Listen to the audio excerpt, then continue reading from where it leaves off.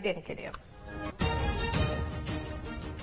और अब बात कर्नाटक की सियासत से जुड़ी हुई, जहां सिद्धरमैया कर्नाटक के अगले सीएम होंगे। सूत्रों के हवाले से ये जानकारी सामने आ रही है। बता दें कि DK Shiv Kumar deputy CM होंगे। बेंगलुरु में 20 मई को शपथ ग्रहण होगा। बेंगलुरु में आज कांग्रेस विधायक दल की बैठक होगी और बैठक में हो सकता है सिद्धरमैया के नाम का ऐलान। तो बड़ी जानकारी से आपको रूबरू करा रहे हैं, जहां अब एक बार फिर सवाल ये उठ रहा है, ये कहीं ना कहीं कयास लग रहा है, कर्नाटक में फिर से सिद्धरमैया की सरकार बनेगी, क्योंकि सूत्रों के हवाले से जानकारी ये सामने आ रही है कि सिद्धरमैया का नाम तय किया गया है।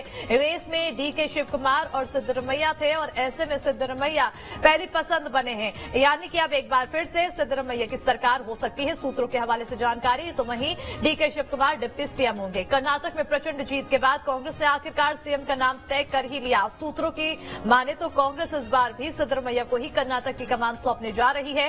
प्रदेश कांग्रेस अध्यक्ष डीके शिव कुमार की तमाम लॉबिंग के बावजूद उन्हें डिप्टी सीएम पद से ही संतोष करना होगा।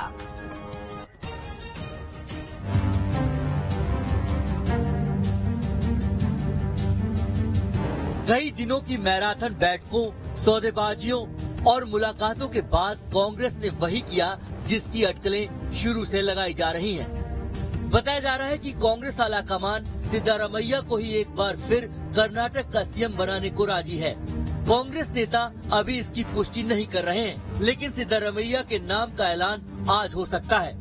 आज होगा सीएम के नाम का ऐलान। सिद्धरमैया बनेंगे कर्नाटक के कप्तान। शुरू होगा टकराव या निकल आया समाधान। कांग्रेस ने अपने जीते हुए विधायकों की आज बेंगलुरु में मीटिंग बुलाई है, जिसमें सिद्धरमैया को आधिकारिक रूप से नेता चुना जा सकता है। सिद्धरमैया कर्नाटक में कांग्रेस के खेवैया क्यों हैं, जरा इसे भी जान लेते हैं। सिद्धरमैया ओबीसी कुर्बा समुदाय से आते हैं, जो आबादी के हिसाब से लिंगायत और वोकालिका के बाद तीसरे नंबर पर आता है। उनको कर्नाटक में पिछड़ों का सबसे बड़ा नेता माना जाता है। इस चुनाव में कांग्रेस को ओबीसी वोट सबसे ज्यादा मिले हैं। कांग्रेस 2024 में जातिगत जनगणना पर जोर लगा रही है। ऐसे में 2024 के प्लान में पिछड़े वर्ग के सिद्धरमैया कांग्रेस की रणनीति पर मुफीद बैठते हैं।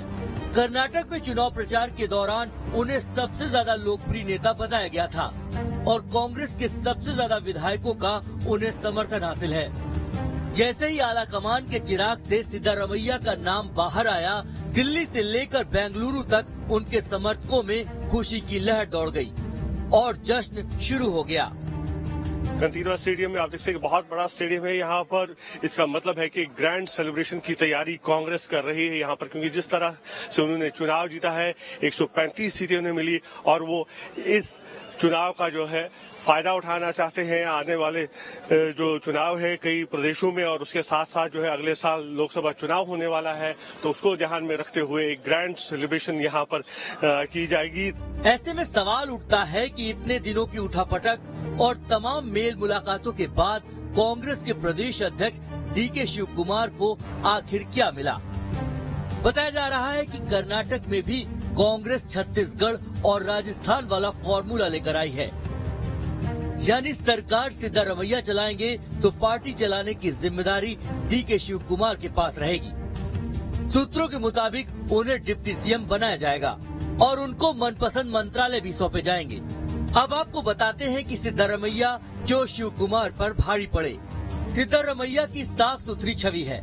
सिद्धरमैया को सरकार चलाने का अनुभव है। डीके शिव कुमार के खिलाफ 19 आपराधिक मामले दर्ज हैं। डीके पर सीबीआई, ईडी और आईटी का शिकंजा कस रहा है। डीके पर भ्रष्टाचार और मनी लॉन्ड्रिंग जैसे गंभीर आरोप हैं। इन सब के बावजूद डीके शिव कुमार कांग्रेस के लिए बहुत जरूरी हैं। पार्टी के लिए संकट मोचन की भूमिका निभाने के अलावा वो संसाधन जुटाने में भी माहिर हैं। उन्होंने सड़क पर संघर्ष करने से लेकर इस चुनाव में कांग्रेस की रणनीति बनाने का जिम्मा उठाया था। ऐसे में कांग्रेस आलाकमान उनकी अनदेखी नहीं कर सकता। अपनी अहमियत को जानते हुए डीके लगातार सीएम बनाने का दबाव बना रहे थे, लेकिन बताया जा रहा है कि उन्हें कानूनी झंझटों से राहत मिलने तक प्रतीक्षा करने को कहा गया है।